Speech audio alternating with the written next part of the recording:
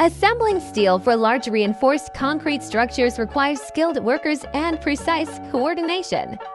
Long, heavy steel bars are arranged to form a sturdy frame, often using cranes to lift and position the steel securely before concrete is poured.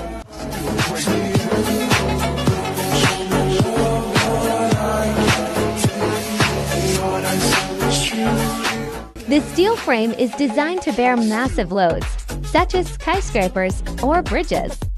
Every joint is carefully inspected to ensure strength.